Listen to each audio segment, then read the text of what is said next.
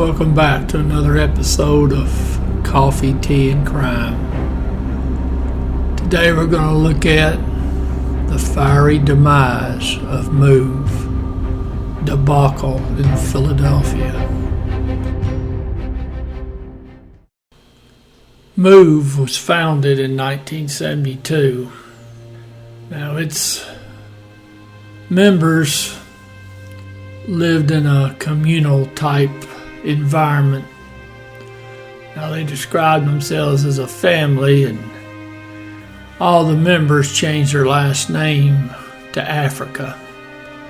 Now this was out of reverence to the founder and for the continent. Now they claimed that they were nonviolent, but now they did involve themselves in some disruptive demonstrations. Members would pop up at the zoo, pet stores, political rallies. Now they believed in homeschooling, a diet of raw food. They were anti-war, and they spoke out against police brutality. Now, a lot of the resource material describes their relationship with the residents of Philadelphia as complicated. I think that's probably being overly kind. Now, there were people in the community that sympathized and empathized with the group, but that was only the ones who didn't have to live by them, because they were very disruptive, very loud in their neighborhood. And if you lived near them, according to some of the resource material, you didn't get a lot of sleep. Now, MOVE was not an acronym. It didn't stand for anything. It was, according to their founder, a political and religious organization. They were anti-government, they were anti-technology, and anti-corporation. Now, the man that started this group, he was from Philly. He was a Korean War veteran. He was a black revolutionary. He was pro-environment, pro-animal rights, back to nature type movement. Now, in 1974, Move bought a 3.5-story Victorian house at 309 North 33rd Street. And they later were able to get the adjoining section of that house at 307 North 33rd Street. Now, in 1977, so 3 years after they'd been there, with their lifestyle and their bullhorn amplified protest, citizens in the area were screaming for the city to do something about it. So finally the police, they got court orders, and these court orders required the group to vacate that house. Now, when the police went over there and informed them they had to leave and they had to turn in their weapons, they said that they would turn in their firearms and leave peacefully if some of the members who had been arrested during a demonstration were released from jail. So the city of Philly said, well, all right, we can do that. So the police let the prisoners go. And then Move turned around and said, well, we changed our mind. We're not giving you our guns, and we're not moving. So that went on for a year. Well, now it's August 8th, 1978. Police arrived at the Move compound. They had another court order. Well, a shootout began. A Philadelphia police officer named James Rout was shot and killed. Now, Move denied responsibility for the death of Officer Rout. But now, during this 5-hour standoff, 5 firefighters and 7 police officers and 3 MOVE members and 3 bystanders were all injured. Now, some say the police fired the first shot, and others say the first shot came from the basement area of that house. Now, 9 members of MOVE from inside the house were convicted of third-degree murder and the death of Officer Round, and they all got lengthy jail sentences. Now, I don't know what third-degree murder is in Pennsylvania, but I get the feeling that I don't know if they could establish who actually fired the bullet, because Move said it was the police, and police said it was Move, but either way, their actions caused the death of the officer either way. So that may be what third-degree murder means. Don't know.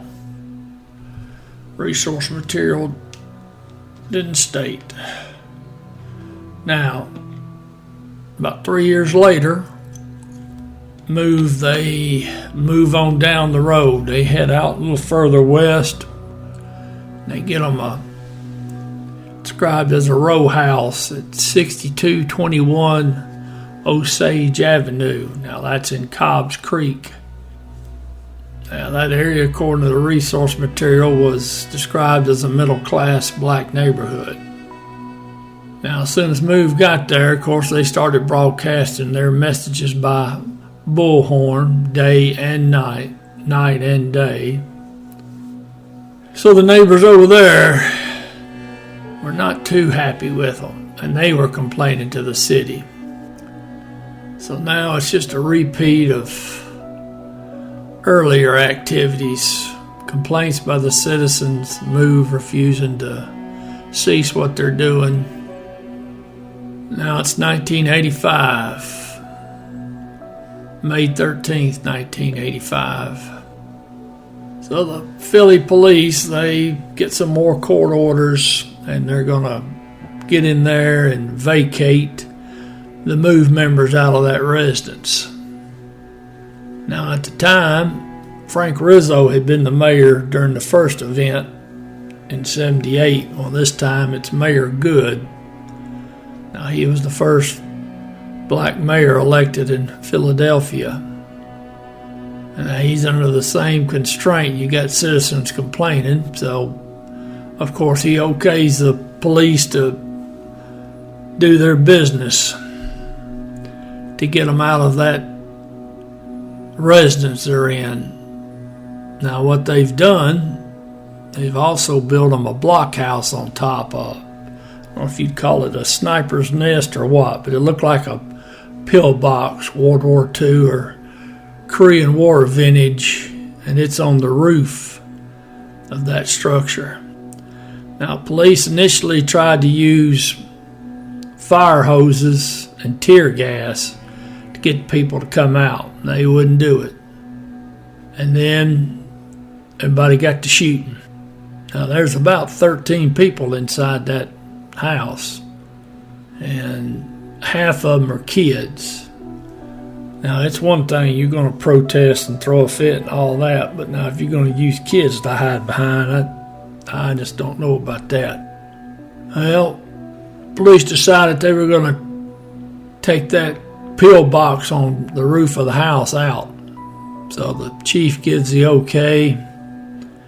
State police helicopter comes in, and a Philadelphia police lieutenant, I think, is actually the one that dropped it, but he dropped a satchel on the roof from the helicopter. Now, it had a couple of pounds of explosives in it. Now, according to some of the resource material, these entry devices, these bombs, were supplied by the FBI. I don't know if that's true. And if it was, I can't believe the FBI would admit that they did it. But in any event, some resource material said it was water gel explosives. But police, I'm sure, were wanting to get onto the roof, and they had to get rid of that bunker. So now when they dropped these bombs, it started a fire on the roof, and then it caught the house on fire. And then the fire started to get out of hand. Well, they couldn't let the fire department go in there and fight the fire because they were going to get the firemen shot, because you got the Move and the police are blasting away at each other. So it was decided just to hold the fire department back and wait and just let the fire run the members out. Now, unfortunately, this fire spread through the entire neighborhood. The resource material states there's between 60 and 65 homes were burnt down. Almost 300 people were left homeless because of this massive fire. Now, only 2 people survived after this firebombing. 1 adult and 1 teenager. Now, there were 2 grand jury investigations and a civil suit and a commission that was appointed by Mayor Good to investigate it. Now, the commission, they said that the bombing was reckless, ill-conceived, and hastily approved. I'd say yep, and yep. No one was ever criminally charged. Now, that commission report went on to say that the dropping of a bomb on an occupied row house was unconscionable. I'd have to say that's pretty accurate. Now, a federal grand jury ordered the city to pay $1.5 million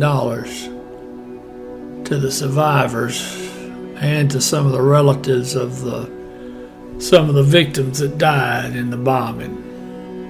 There's sure no winners in all this. It was a horrible thing. I'm sure the city was frustrated and upset. They didn't want to get any more officers killed. Citizens are upset because they're tired of MOVE keeping them awake daytime, nighttime, all the time. I'm sure if the Philadelphia authorities had it to do over again, they might have decided to do something a little bit different than drop a bomb on a house. Now, Mayor Good was able to survive all this. He got a second term, but I'm sure the mayor had no intention of that bomb causing that kind of damage. I don't know what he was told. He may not have been told the whole story. In fact, the people who dropped the bomb may not have known how powerful it was. A very tragic event in our history.